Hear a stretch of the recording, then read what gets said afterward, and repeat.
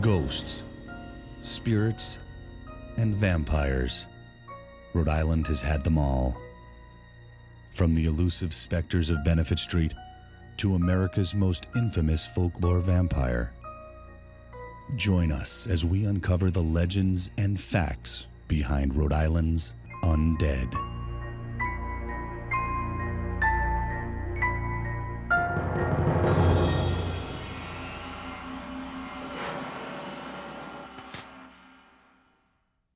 Why would most of us avoid walking through a cemetery at night, even if it were the shortest way home?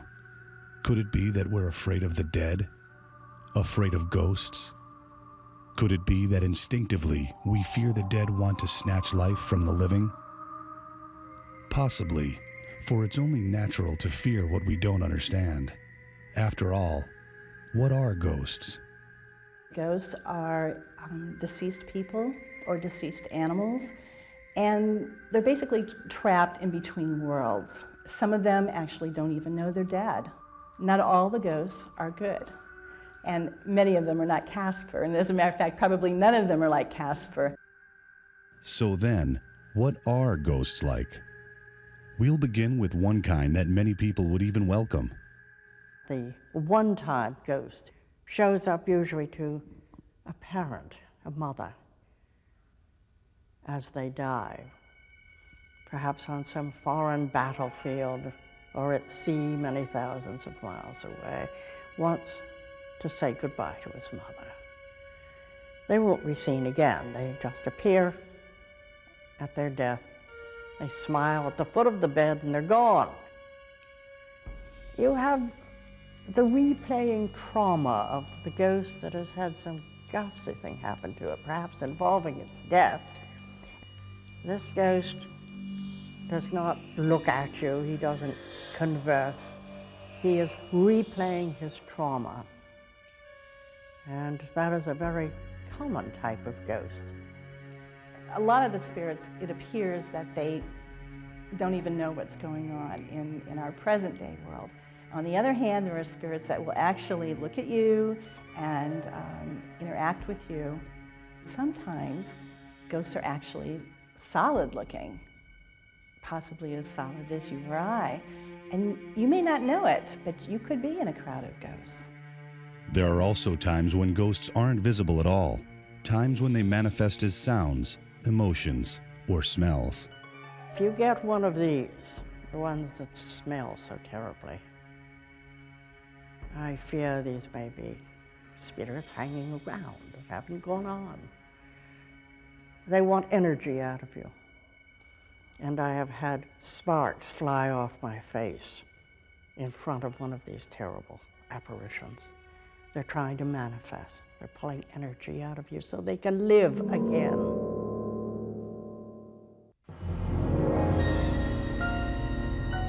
We begin our ghost legends at one of Newport's most haunted locations, Belcourt Castle. For besides its rich history and magnificent antiques, its rooms are filled with more than its fair share of ghosts. I woke up sort of in the middle of the night and I saw a man standing beside our bed, holding on to the canopy bedpost. At first I thought it was Donald, up out of bed, but when I moved my hand over in the bed, he was still there. Donnie, Don, there's somebody standing beside the bed. And his calm reply was, go to sleep. Now I'm beginning to get very frightened, remembering that we live in a castle filled with the Tinney family collection of priceless antiques. And we were going to be robbed, and the man must have had a gun or a knife, but it was dark, I couldn't see. Then he turned around very slowly and walked about 6 feet past the foot of the bed, right out through the wall. I thought I had gone insane.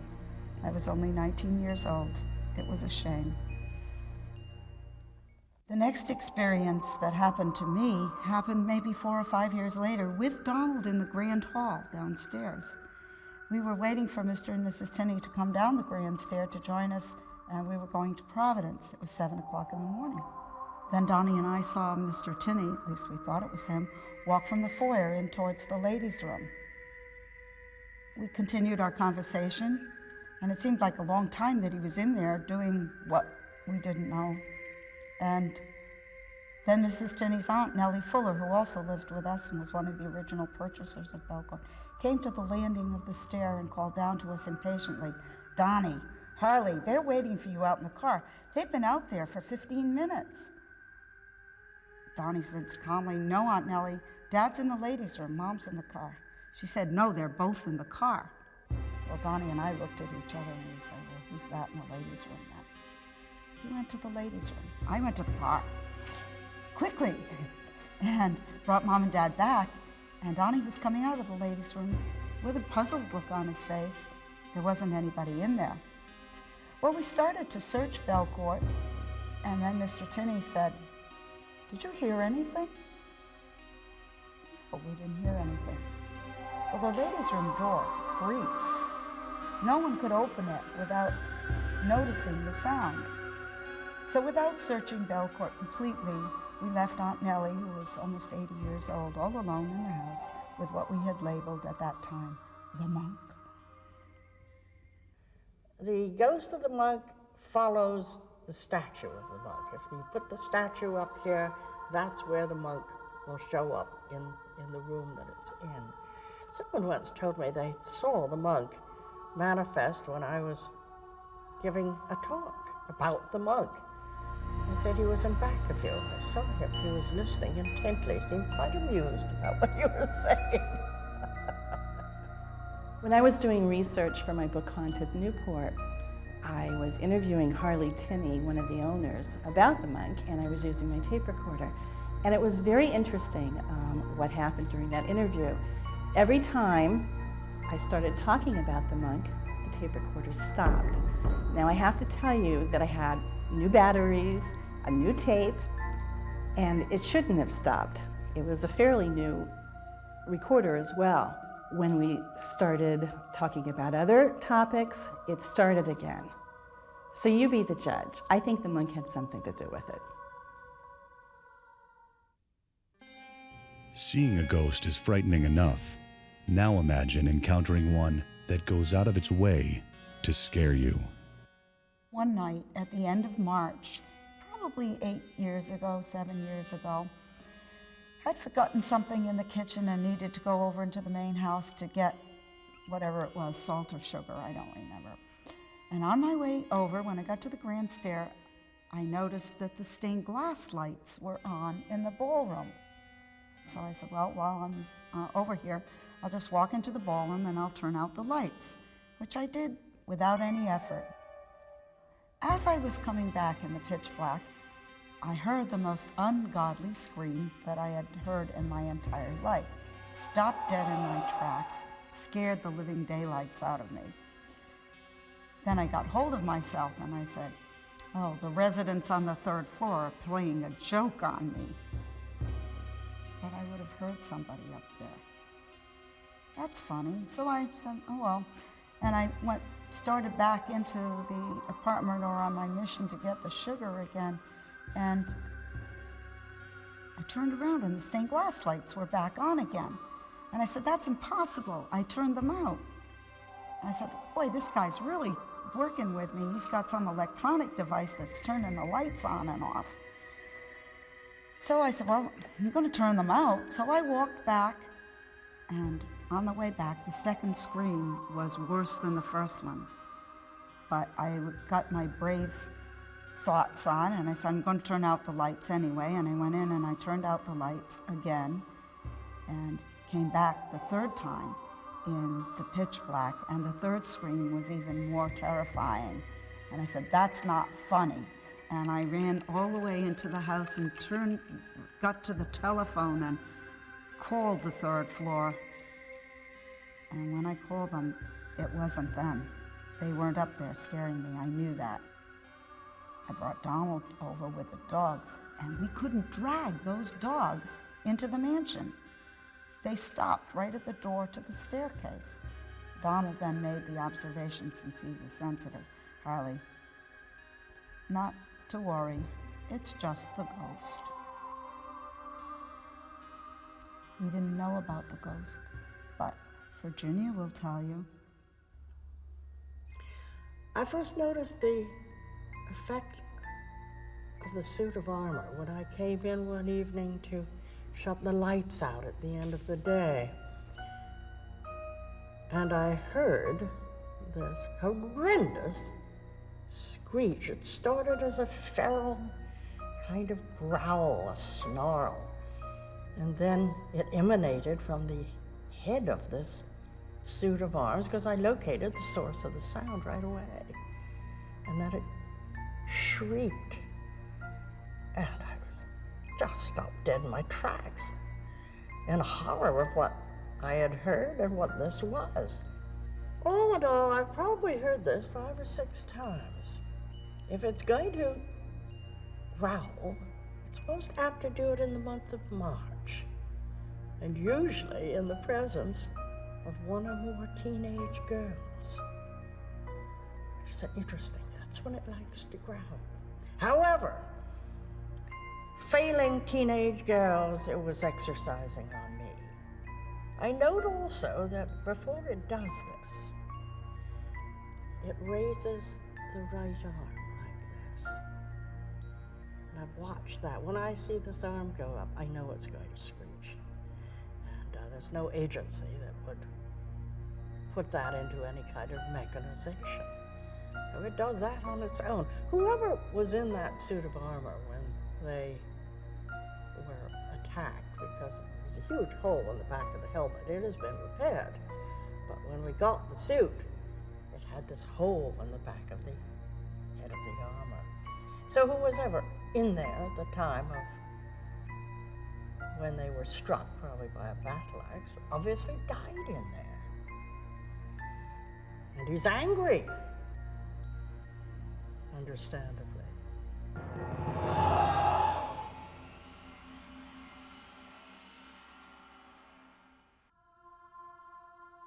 A salt chair refers to a medieval throne used by a lord of a manor or a king. Usually, it was the only chair in the manor or castle that had a back.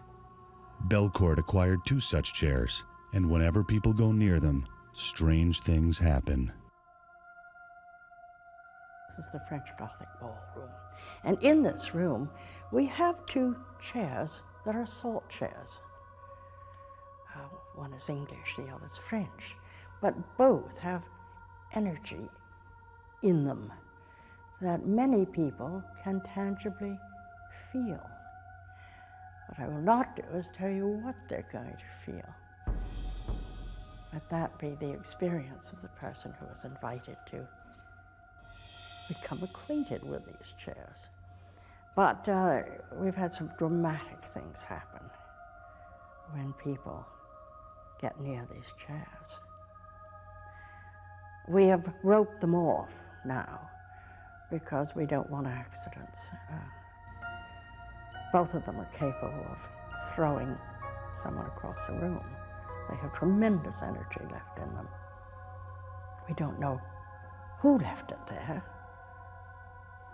but it's there to be touched and felt.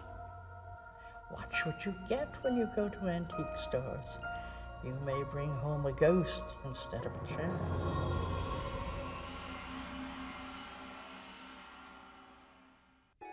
There are many legends, but few people will ever know the true horror that befell the Princess Augusta. The Princess Augusta was a brigantine, a big 3-masted tall ship, and she left from Rotterdam in Holland around 1732, 1733 on her way to America. Her passengers were Palatines going to settle in Philadelphia in hope of a better life, a life many of them would never know. En route, there were a lot of different tragedies that befell the Princess Augusta. Probably the worst thing that happened is that the water supply turned out to be contaminated, and a lot of people on board the ship got very, very sick and started to die. One of the people who died early on was reportedly the captain, George Long. Under the command of the first mate, Andrew Brooke, the ship got seriously lost. By the time they should have made landfall, they were actually heading for Philadelphia. They were nowhere near in sight of land, and the weather had gotten progressively worse as winter was coming on, and the ship was starting to be racked by storms that were coming in. A lot more people on the ship had died by now, and the crew was really on the point of mutiny. Some people say that Andrew Brooke and his crew were really nothing more than pirates and that they stole the passengers' money, they stole the passengers' food. Some say that they rationed food to the passengers at exorbitant prices to extort money from them. All we really know for certain is that the conditions on the ship had gotten very, very bad by the time one night, probably in late December, somebody in the crow's nest finally spotted a light somewhere off in the darkness. They assumed that the light was a signal fire. Sure enough, as the ship steered towards it, they began to see land. Well, as the light came a little bit closer to the ship and they were speeding straight for it, there was a sudden terrible tearing, wrenching sound, and the ship was rocked as it dragged itself across submerged boulders just beneath the surface of the water. And they realized that the signal fire wasn't out on the edge of the shore, but very far inland on this island that they had come aground on, and it was none other than Block Island. As the ship began to flood, some of the passengers tried to swim ashore.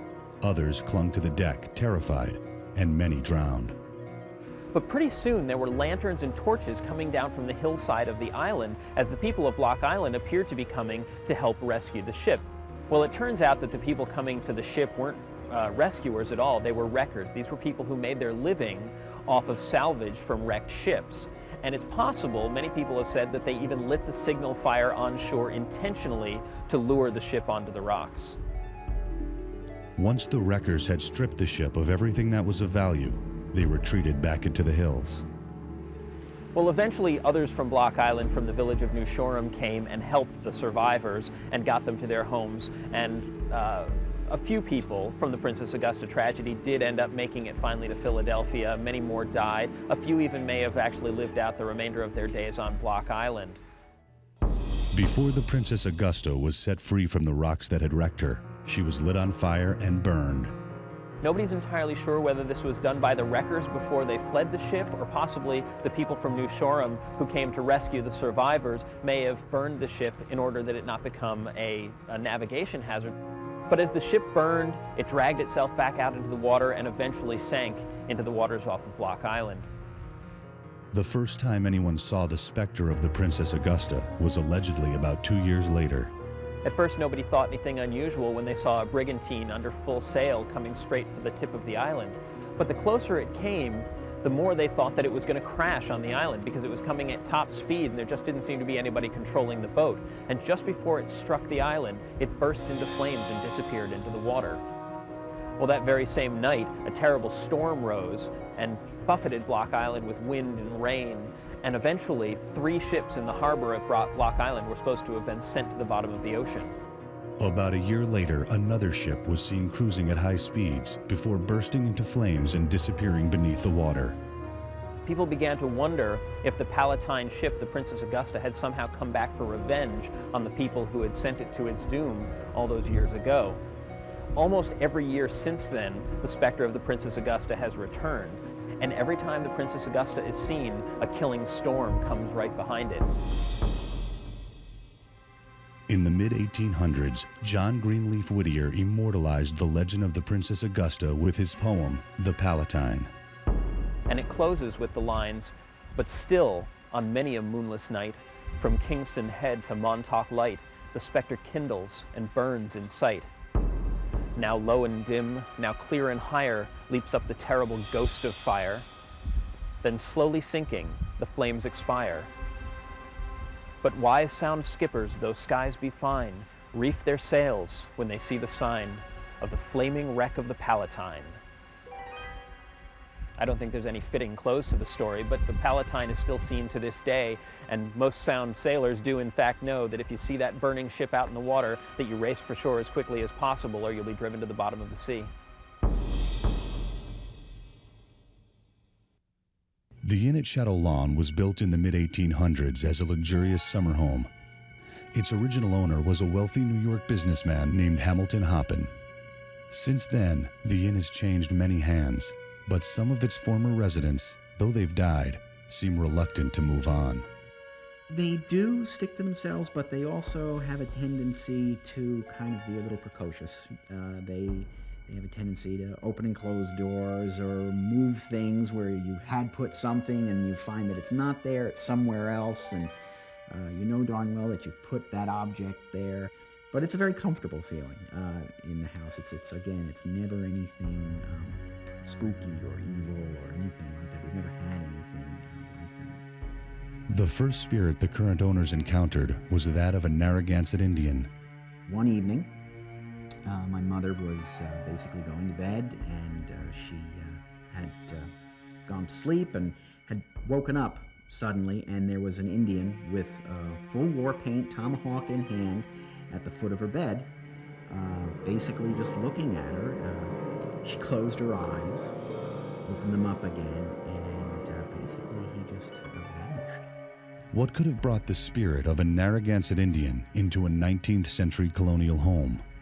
Randy Fabricant may have found the answer. The house, from what I was told, is built on what was an Indian path, literally right through the center of the house, down to what used to be an estuary. Presumably, the spirit was walking along a path that existed during its lifetime. Another incident at the inn involved a portrait of the original owner's brother.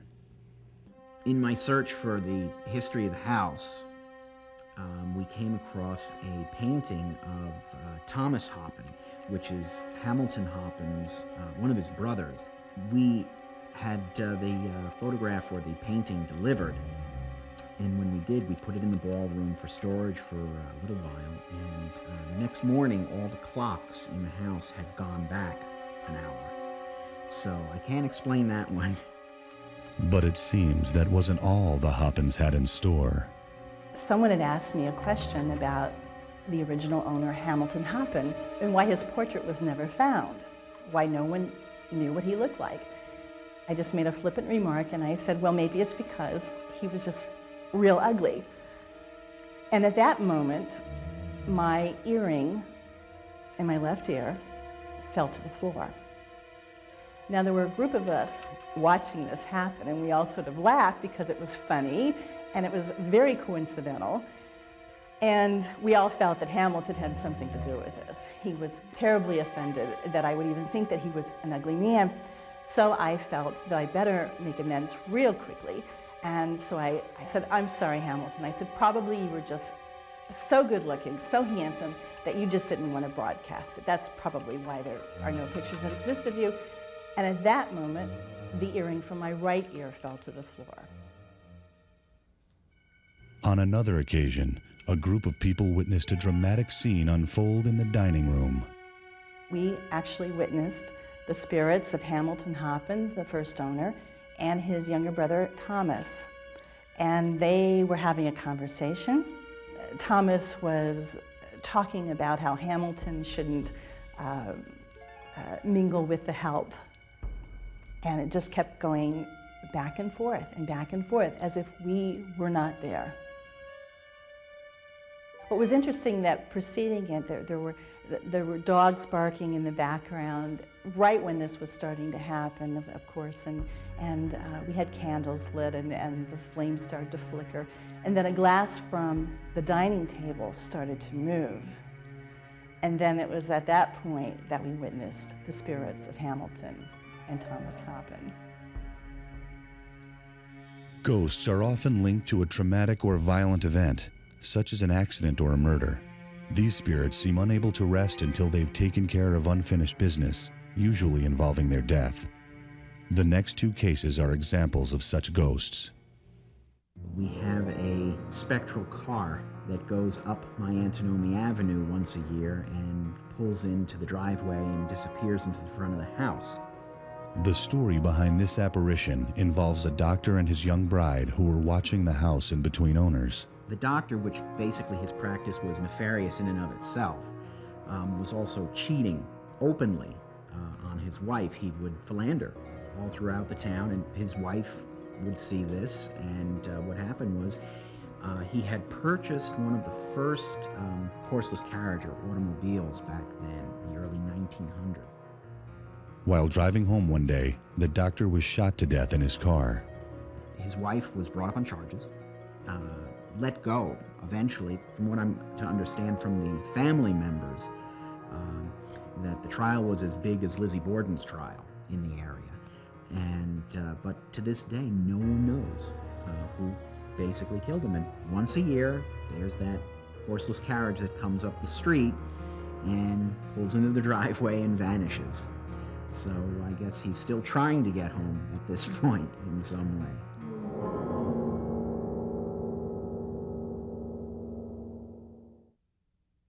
Another traumatic and untimely death took place in Portsmouth during the late 1600s. This incident involved an elderly woman, Rebecca Cornell, who was found burned to death in her home. It was obviously an accident, or at least so it was said when she was buried. Not too long after her burial, however, one of her brothers, his name was John Briggs, rode into Newport from Portsmouth where they were living and told the magistrates here that Rebecca had been murdered.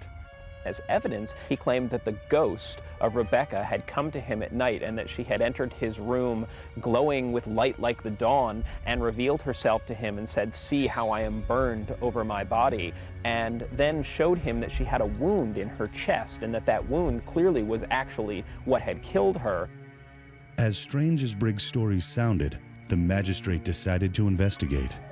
The constables and magistrates came out to Portsmouth. They dug up Mrs. Cornell's body, and when they looked more closely, they found that beneath the scarring and the charring of the fire, there was in fact a terrible wound in her chest.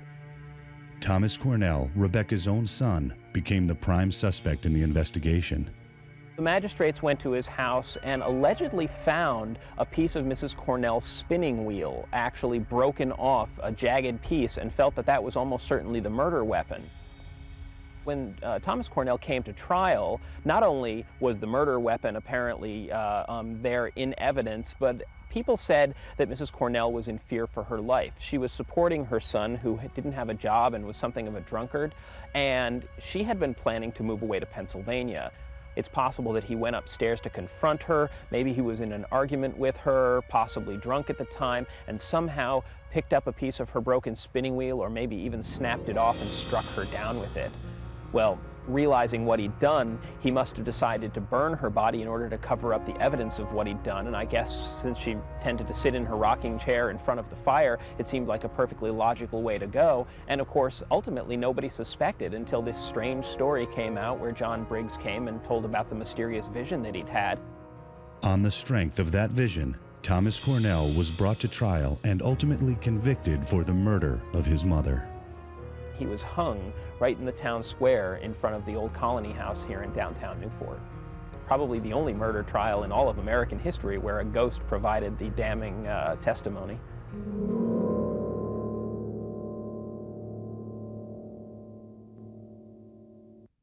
Providence's Benefit Street bears a strong resemblance to its colonial past. But it may be more than just gas lamps and neoclassic mansions that its history has left behind. For in the dark shadows and in the still hours of the morning, witnesses have encountered its elusive ghosts. Charles Robinson offers a possible explanation why these spirits refuse to leave Benefit Street.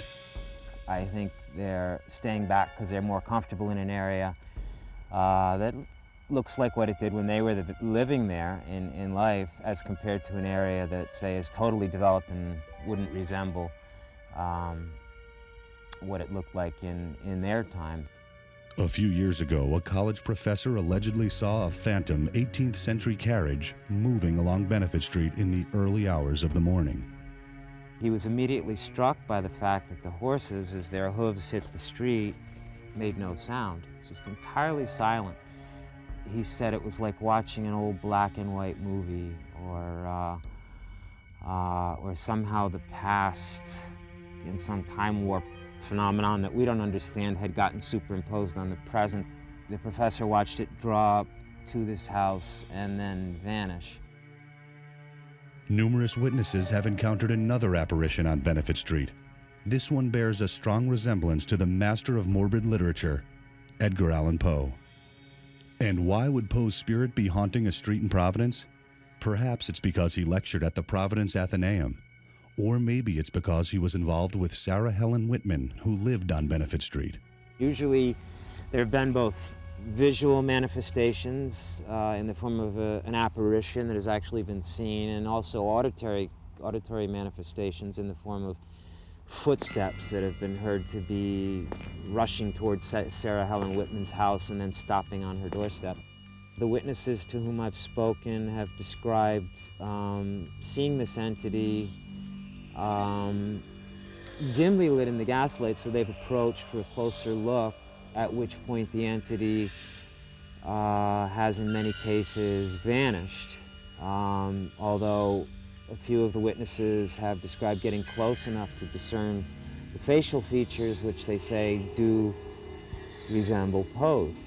Another witness describes seeing a man dressed in old shabby clothes lying on the steps of the Athenaeum.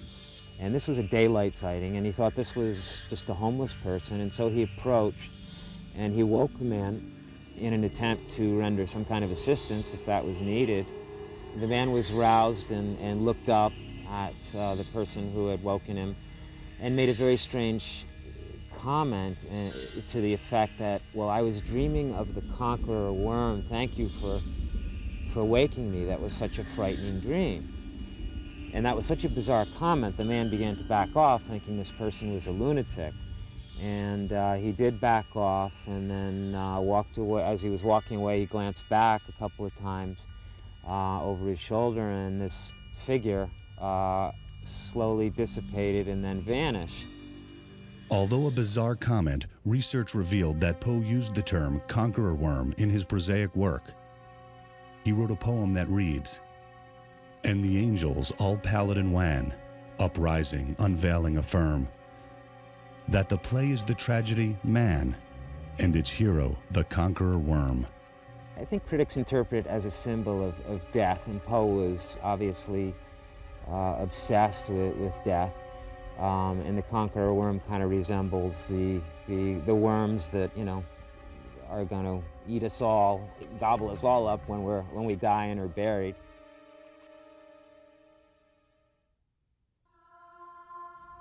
I think I liked it better when I was naive and I didn't know there were ghosts. When you think about you're not alone, you know, then you start to feel self-conscious. And I don't like that feeling, and I don't think very many people do.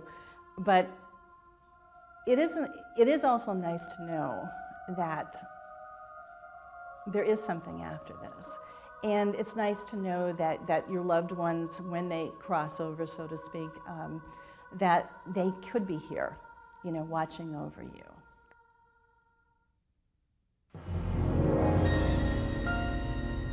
Today, Rhode Island is known as the Ocean State, but it wasn't always so. For a dark period in its history, it gained infamy as America's vampire capital. New England in the 17 and 1800s, there was a terrible tuberculosis epidemic going on. In those days, they called it consumption. And the reason is because just the way the disease seemed to consume a person. During the 17th and 18th century, the medical profession didn't understand it. A family would go to take the sick people to the doctor. The doctor would say, well, open all the windows and let the evil vapors out. Another doctor might say, well, close all the windows to keep the evil out. And they didn't really know. They were grasping at straws. And in the end, they would have to say, if they were honest, that there's really nothing I can do. It's in the hands of God. Struggling to find some control over the epidemic, families and communities, especially those in rural areas, turned to folk medical practices. People in the community seemed to understand that once somebody's family had died from the disease, it wouldn't stop there. It would go on to the next family and the next family. And so what you might think was an individual problem or the problem of one family was really looked at as a community problem by those who lived at that time. And so they would put pressure on the head of a household to do something to stop it before it got out of hand. So what exactly did the head of the household do? That ritual involved going to the cemetery and exhuming the bodies of the people in the family that had died from the disease and determining which one was different. They believed the one that was different had become a vampire.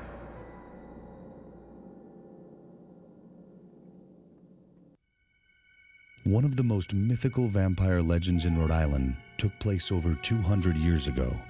It began in 1799 when a farmer called Stukely Tillinghast awoke from a terrifying dream. In his dream, he was standing out on that hillside looking over at his orchards, and the trees were beautiful and dappled with autumn color, but a wind came up and a terrible storm crossed the valley, and as it happened, the trees began to wither and decay, and by the time the storm had passed, fully half of the trees in Stukely's orchard had been destroyed. But when Stukely visited his orchards the next morning, not a single tree had been touched. He knew the dreams had meaning, but he didn't really understand what this one was about. And he worried about it, he asked people about it, people who might be able to interpret dreams, and he couldn't figure out, no one could tell him what it meant. That year, harvest season turned out to be one of the most prosperous ever. Stukely stopped fearing his dream, and soon he forgot all about it. A few weeks later, Sarah, the eldest of Stukely's 14 children, fell ill. Well, they knew that it wasn't just a cold at this time, and they brought in a doctor, and sure enough, the doctor said that she had consumption, that terrible disease that they thought was caused by an evil spirit of some kind. Soon she was coughing up blood, and within probably just a few months, Sarah died. Well, the family was devastated, of course, but it was the hard winter to get through, and soon they got on with their lives. Not long after Sarah's death, one of the younger boys in the family began to show signs of the same illness. But he had a strange complaint. He said to his mother that each night as he lay in bed, that Sarah would return to him, that he'd see her come into the room, and she'd sit by the side of his bed, and sometimes she'd place her hand on his chest or sit on a part of his body, and he'd feel this terrible constricting weight, like the very life was being crushed from him. Soon, the boy died, and they buried him next to Sarah. As the weeks went by, it was clear that the Tillinghast family's luck was not about to change. One by one, the children fell ill, and before each died, they complained of nightly visits from Sarah. By the time the seventh child was ill and seeing Sarah, and then Stukely's wife started complaining that Sarah was coming back to her room, he decided that something had to be done, and he got together with people in the family and the community, and they decided they had to go out to the cemetery and exhume the bodies of the dead children. The most recently buried was just showing the first signs of decay, but as the next coffin came out of the ground, the decay was more pronounced, and so on, until finally they pulled Sarah's coffin out of the ground. As they pulled apart the shroud, Sarah's body wasn't a skeleton, it wasn't a withered corpse, it was perfect. Her eyes were wide open and staring. She had bright blue eyes. Her skin was fresh looking. Her complexion was beautiful, and she was as beautiful as ever. Snuffy knew that she had become a vampire and that she was feeding on the very lifeblood of her brothers and sisters, and so he did the only thing that he knew how to do. He took a hunting knife that he had brought with him, and he used it to cut Sarah's heart out of her chest, and he carried it to a nearby spot where he prepared some sticks and some tinder, and he lit a fire and he burned Sarah's heart until there was nothing left but ashes. Stukely returned home, hoping he had destroyed the evil preying on his family. But when his seventh child died soon afterwards, he feared that the nightmare would never end. But none of the other children got sick, and as the weeks went by, the weeks turned into months, and the months turned into a year, and the remaining children of the family stayed healthy. And the one thing that Snuffy finally realized when he looked back on it is that with the last boy's death, he had lost 7 of his 14 children, and so that dream that he had had so long ago had finally come to pass. As he had lost half of his orchard, he had lost precisely half of his children. Almost a century after Sarah's death, 19-year-old Mercy Brown was to become America's most infamous folklore vampire. She's often called the last vampire because when her case occurred in 1892, that was a comparatively modern era of history. You had the Statue of Liberty already up in New York Harbor. Coca-Cola was on the market. I mean, this wasn't the Dark Ages, and the idea that Americans believed in vampires at that time was a pretty extraordinary notion.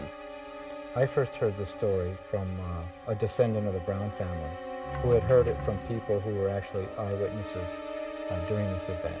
Mercy's mother and her older sister had died several years before she died. Then her brother, her only brother, Edwin, had become ill. The townsfolk of Exeter suspected that a vampire was preying on the Brown family, but Mercy's father, George Brown, refused to believe it. The townsfolk became more and more nervous because they were certain that if the vampire killed off all of the Brown family, then it would come and it would start to prey on the surrounding townsfolk. And so they finally convinced George to go ahead with the traditional remedy, which was to exhume the body of the suspected vampire and to remove or burn the heart. Well, George was still pretty dubious about the whole idea, and in order to make it a little bit more official and less superstitious, he decided to hire a doctor, the state medical examiner Harold Metcalf, to go out to the cemetery and exhume the bodies of the women who had already died. The mother and the older daughter were skeletons, basically, according to newspaper accounts by eyewitnesses. Mercy had only died in January, and the time they were exhuming her was March. Her body was being kept in a storage crypt on the site of the cemetery because the ground was still frozen and they couldn't bury her right away. So they opened up the crypt and they pulled out Mercy's coffin. And when they lifted the lid on the coffin, what they found is that Mercy's body was remarkably well preserved. The townsfolk witnessing the procedure immediately thought this was evidence that Mercy was a vampire. Dr. Metcalf cut open Mercy's chest and removed her heart, and even Dr. Metcalf reported it was fairly unusual that there appeared to be liquid blood in Mercy's heart. And the townsfolk felt that that was certain proof that Mercy was the vampire and ordered that Mercy's heart be burned to ashes. At this time, Mercy's older brother, Edwin, was battling the last stages of consumption and was doing very badly. As a remedy for him, they decided to mix the ashes of Mercy's heart into either water or some kind of a medication and give it to Edwin. Kind of an idea of the hair of the dog that bit you, that by taking in a part of the offending vampire, that somehow he would be made immune. Edwin unfortunately died in May, a couple of months later. But according to the family story, no one else died. In fact, George Brown lived for another 30-some years. So. In the interim, between the time that Mercy's heart was removed and Edwin died, Dr. Metcalf had leaked the story, or somebody had gotten wind of it, and it ended up being a front-page story in the Providence Journal-Bulletin, which to this day is our major state paper. The Journal ran 2 stories back to back. The first read, "Exhumed the bodies, testing a horrible superstition in the town of Exeter." And they followed it up with, "The Vampire Theory, that search for a spectral ghoul in the Exeter graves." As a result of the newspaper articles, a scandal erupted among a lot of the educated people throughout Rhode Island who felt that this was barbaric, and they couldn't believe that the uneducated country folk were still doing such terrible superstitious things.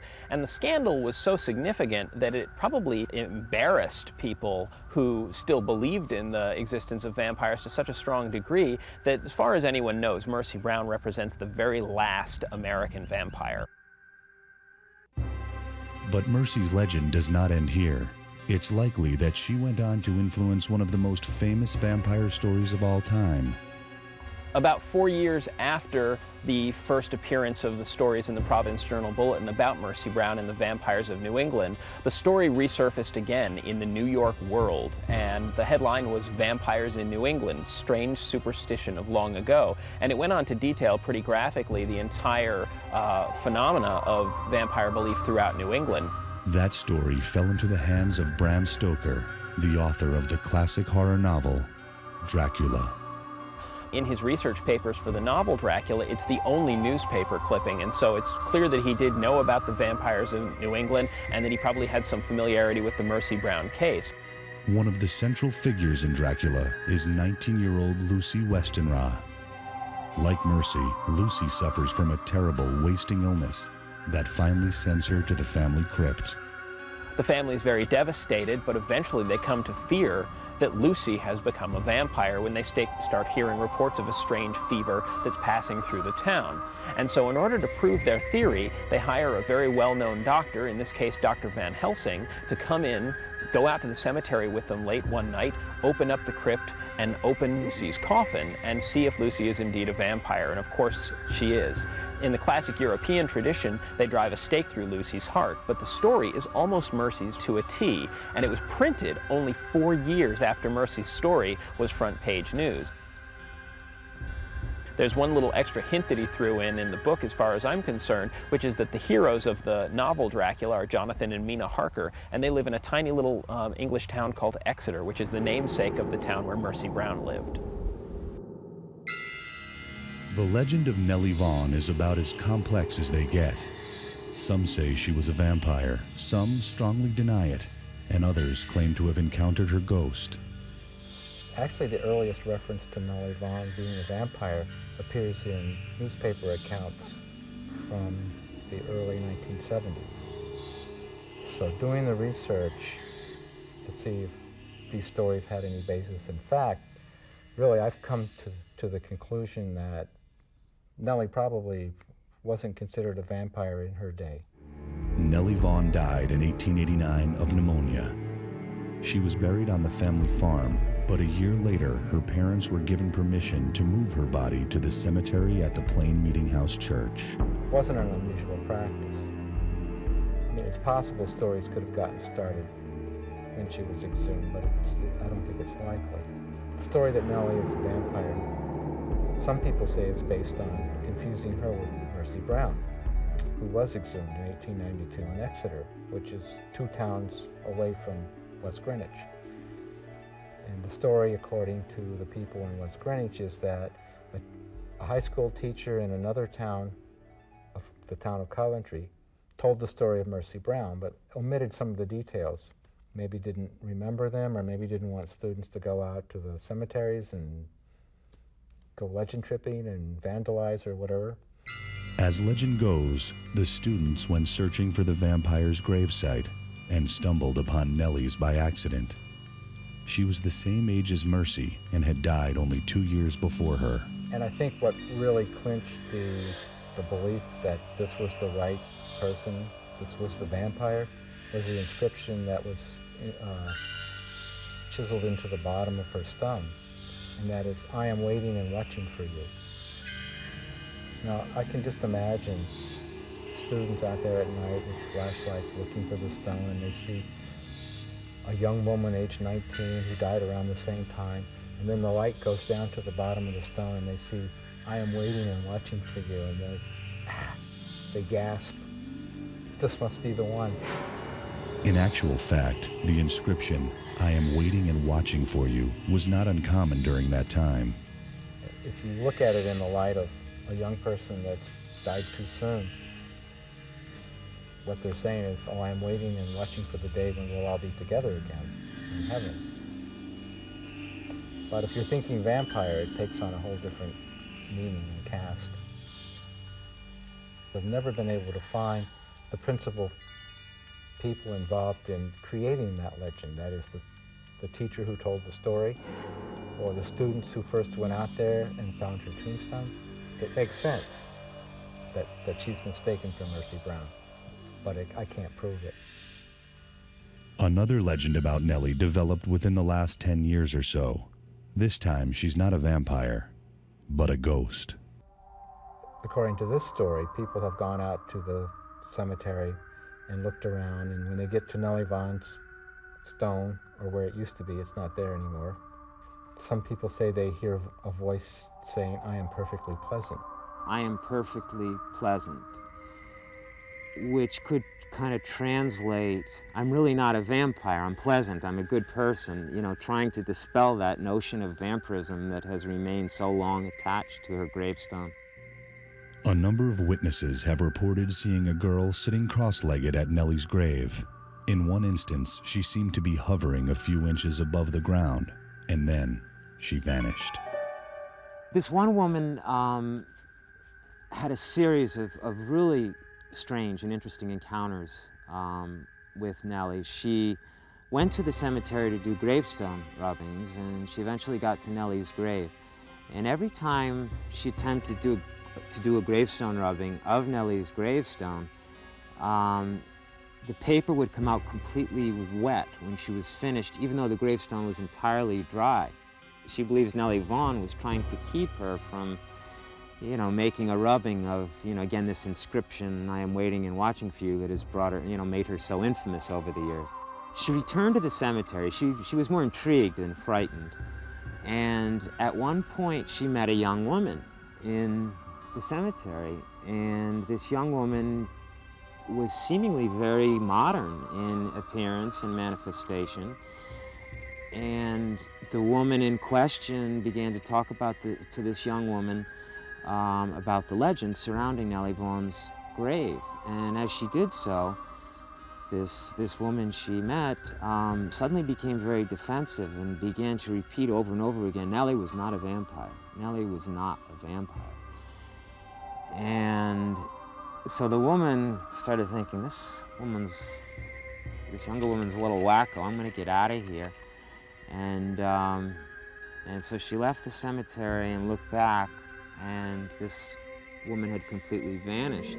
And in retrospect, she believes that she encountered the apparition of Nellie Vaughan, who had assumed a modern appearance so as not to immediately scare off this witness. But instead, again, she seemed to be trying to deflect these rumors that she was a vampire. Unfortunately, the legends surrounding Nellie have led people to vandalize her grave. Nellie's tombstone has been broken, and chips were taken off, perhaps as mementos, and then it was finally knocked over and then broken in pieces. There's really not much point in going out to the cemetery. There's nothing there, and so maybe we should all just let Nellie Vaughan rest in peace and leave her alone. The end of the 19th century saw the end of vampire practices in Rhode Island, as far as we know. By then, conventional medicine had a much better understanding of consumption, and the practice of embalming was becoming more widespread, even in rural areas. When a person is embalmed, the blood is removed and replaced with different kinds of chemicals. Right away, you've kind of disarmed the corpse as a vampire, since there's no blood. Even though science and logic have undermined vampire beliefs and practices today, it doesn't make it any less frightening for those people who lived through it. To say that it wasn't a Count Dracula that came out of the grave and sucked their blood doesn't really diminish the horror that they felt, that people were dying from unexplainable reasons, and they believed that something evil was inhabiting the bodies of their relatives.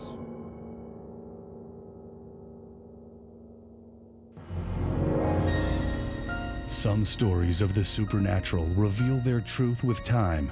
Others remain shrouded in mystery, forever challenging our innermost fears and beliefs.